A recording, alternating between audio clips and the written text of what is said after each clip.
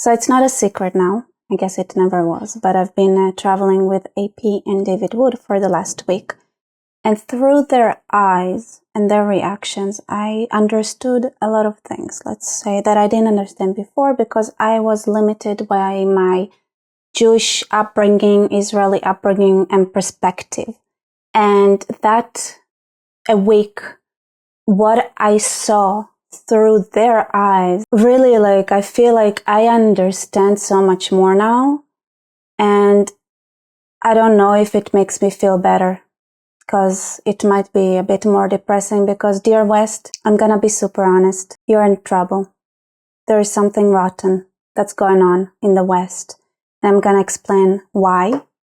And I'm also gonna explain how I got to this conclusion. So it was really in my face when we actually went to the and met with the families that have a kidnapped family member, when they told about their experiences. And at that point, I've already had a suspicion.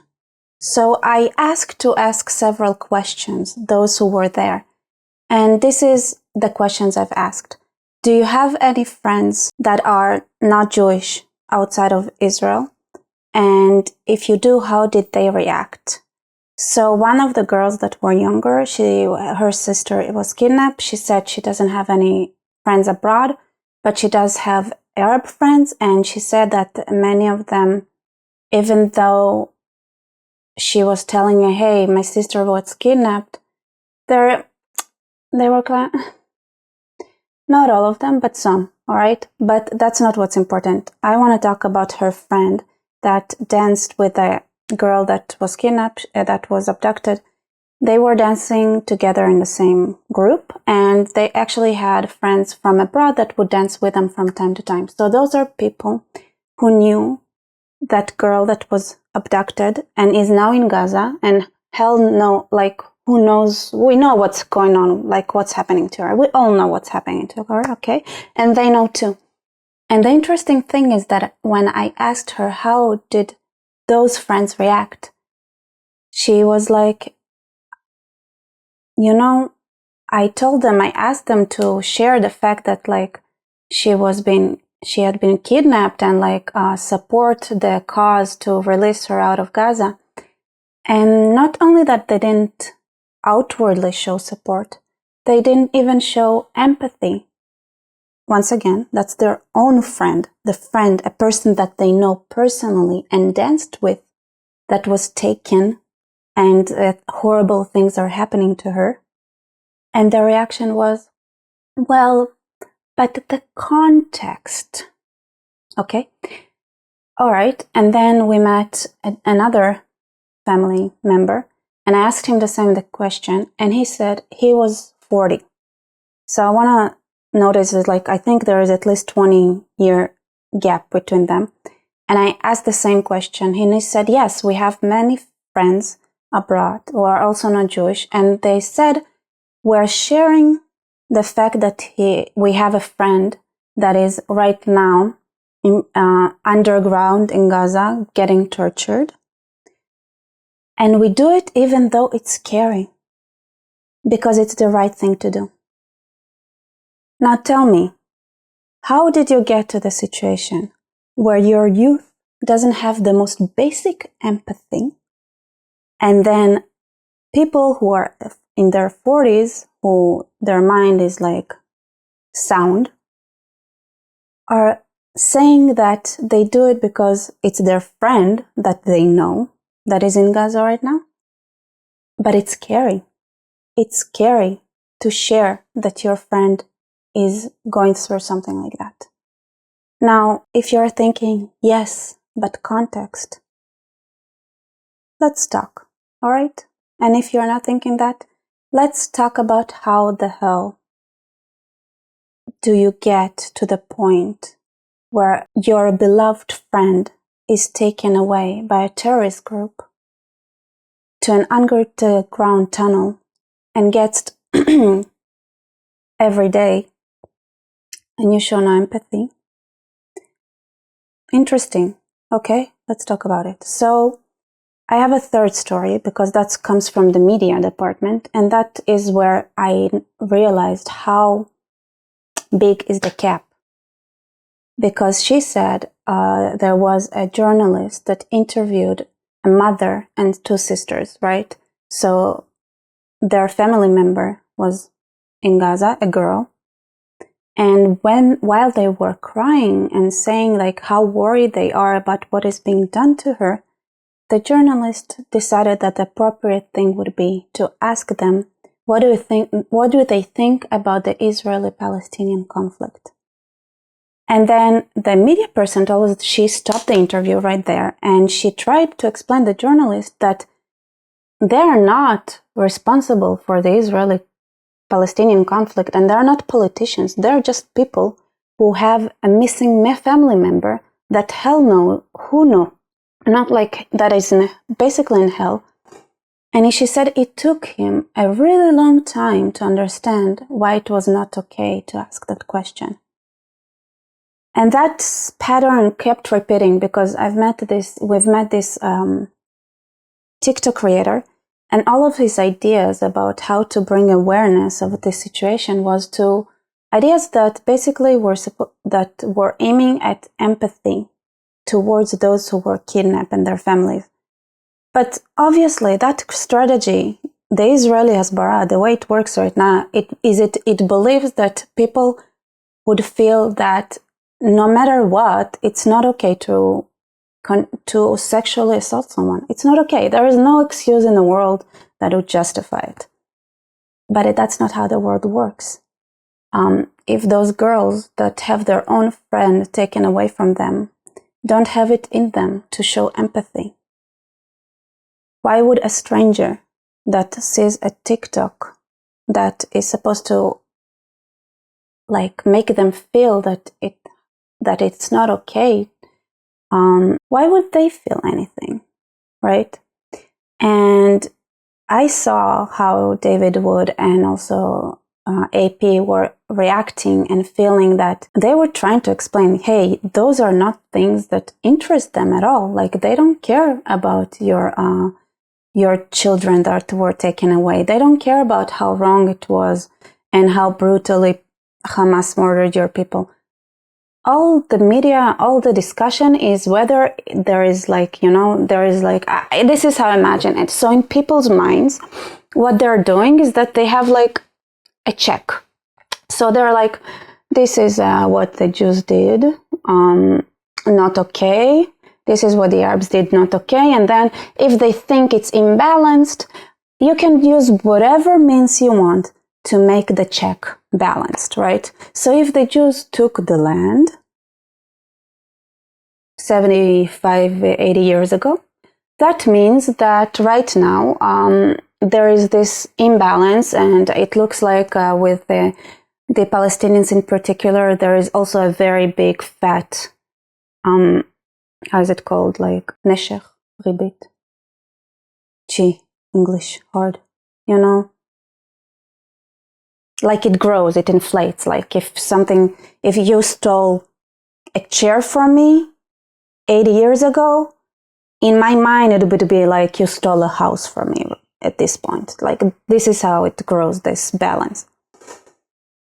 And Israelis and Jews, because there were also American, South African Jews there, they don't get it.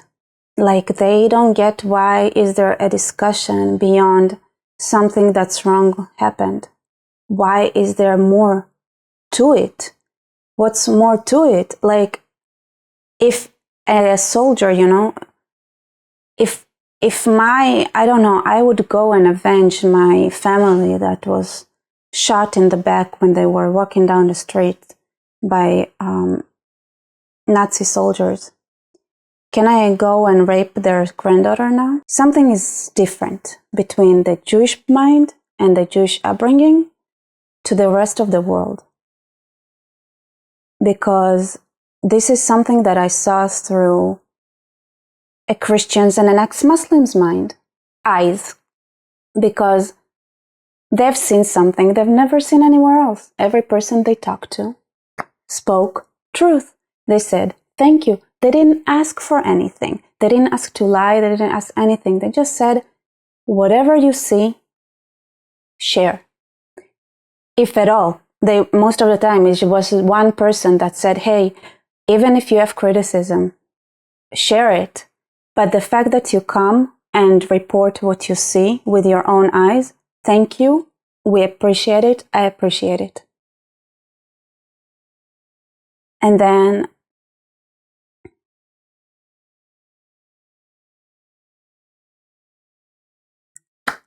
all right.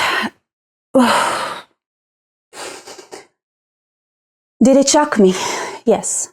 When I finally realized the huge gap in perception in like the Jewish mind and the Israeli mind and the hasbara, and why doesn't it work? Because of those basic differences in thinking, I started understanding where it comes from and how it was created. And I want to say that, yes, I understand Jews are monsters. We're basically devils. We all have horns, including me. I've been told that many times, I shouldn't exist, blah, blah, blah. So I get it. Jews are devils. We deserve everything. We're awful. And personally, I'm the worst of them, okay? If you ever meet a Jew, just know that I'm 100 times worse than any Jew you've ever met. But, maybe it's the universe or something that once I understood it, that I got to hear this panel talking. And there's like a bunch of guys. And one of them was Douglas Murray. And he said how he was sitting with his English gentleman Brits. And he was telling them about how a Christian village was raided in Nigeria. And people brought machetes and opened up bellies of pregnant women, and of course, what they done to the ladies and to the guys. And he even told about this little 4-year-old that was shot in her leg. And how did this fine gentleman respond? They said, yeah, but the Christian church is homophobic. Yeah, that was their response. Something is fucked up in the West. I'm gonna say it outright, and here's what's fucked up. This all phenomena, I'd name it, I'd say, and I think I probably didn't invent that term. That's relative moralism. That's relative. Because the church in Nigeria, or the English church or whatever, is homophobic, those Nigerians that lost everything don't deserve empathy, don't deserve sympathy. Yeah, because that 4-year-old that happens to be Christian, she's Christian. It's okay to shoot her. So, nice. Jews are devils, Christians are devils. Who's left? Those who actually have complete moral bankruptcy. Those who are really have zero morals. Is that what happens when you forget who you are? When you don't have stories? Let's talk about it. What does the Bible say? The Bible says you would not give false testimony. You can say it says not to lie, but I think the more correct translation of it being you shall not give false testimony. You would report things as they are, and there are no excuses in Judaism. There is no situation on earth, there is no cause, and there is no greater good where you cannot testify reality. But what's happening in the West? When a black professor at Harvard found that there is no discrimination and actually no difference between the accidental or wrong shooting cases that are aimed at white and black people. Before he even published the paper, his faculty members, the other professor said, don't publish it because it hurts our narrative. that Black people are oppressed. The first part of his paper actually did show some discrepancy on the treatment between Blacks and whites, but the second part of his paper, his research, showed that there is no discrepancy. And they told him to not publish the second part because it doesn't fit their narrative. That is called false testimony. And that is the West, right? Our neighbors, our dear, beautiful neighbors, what they're doing right now in Gaza is child sacrifice, literal child sacrifice. And let's talk about child sacrifice, because I saw the Quran and it said that what was celebrated there is how deeply and faithfully Abraham was ready to go and sacrifice his child. And maybe there are other interpretations of it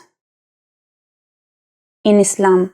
But I'm going to see the reality that I see, because I don't want to. This is true testimony. What I'm seeing right now is that in this interpretation is upheld. Our neighbors are willingly sacrificing their children, their young children, for a greater good. Versus, at least this is how I see it looked at, and there are many interpretations even in Judaism, but I'm going to say what I know, how I see it, and I believe this is the more common interpretation because this is how Israel acts. We protect our children because the story of Abraham going up and planning to sacrifice his child is viewed as a story that goes against child sacrifice.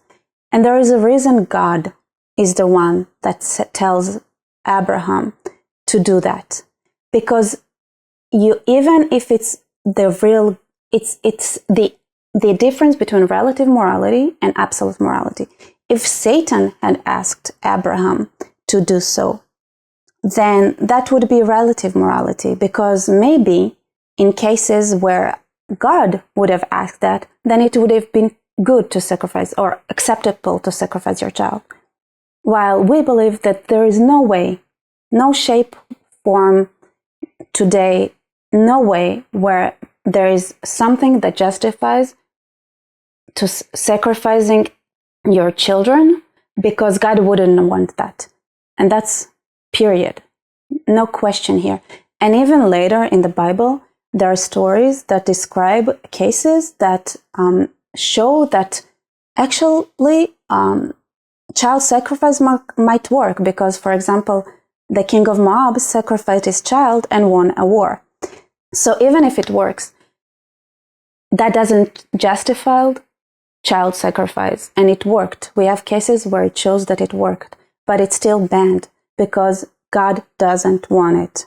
Even if it will bring to your victory, God doesn't want it. And then I want to say again, so why is this story there?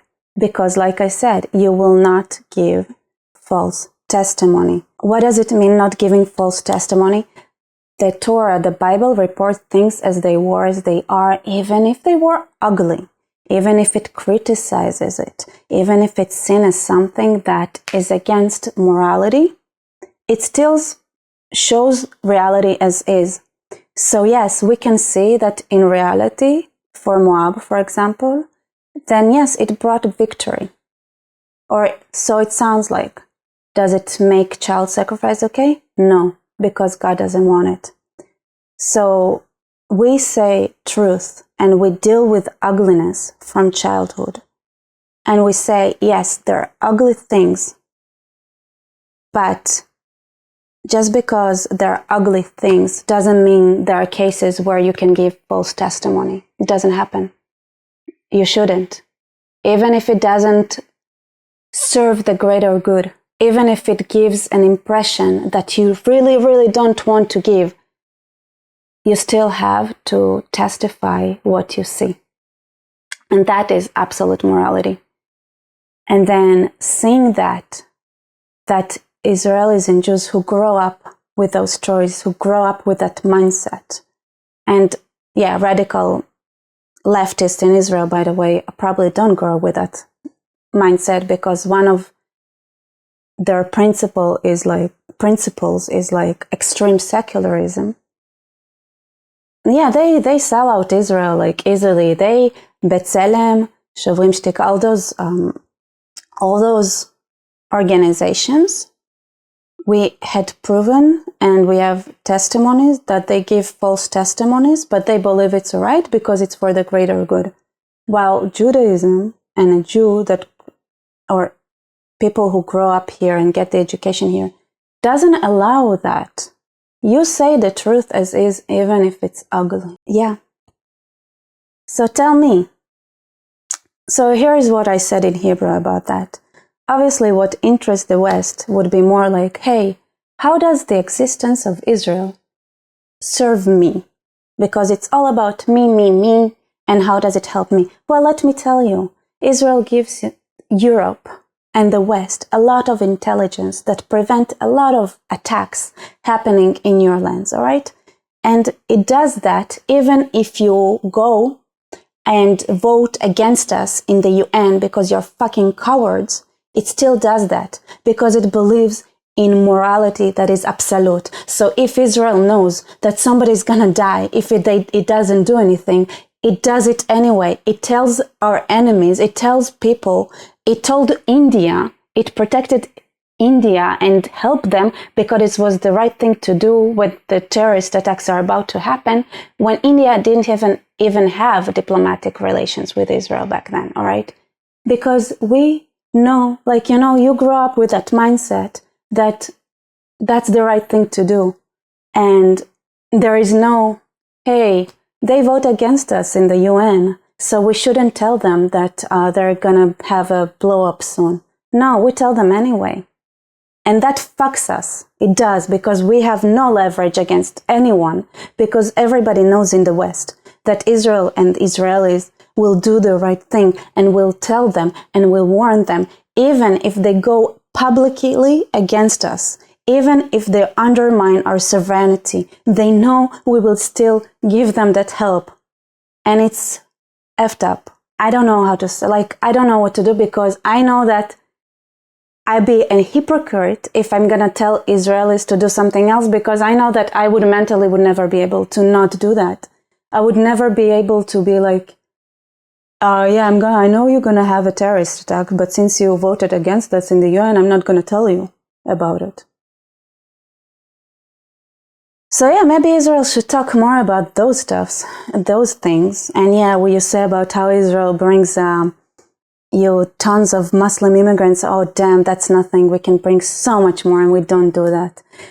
And if Israel weren't here, you're gonna be fucked, Europe. You're gonna get fucked.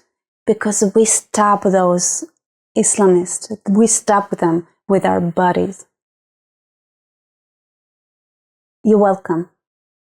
And then second, with a count, with a checklist that like the stupid people think that is okay to keep.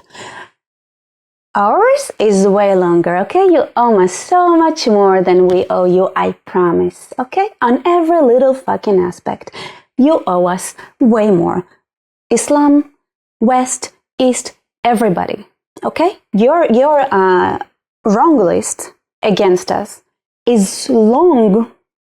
So long you can't even read it in a lifetime. Nope. Our wrongs, way shorter, I promise. Okay? Maybe this language you can understand, it's easier.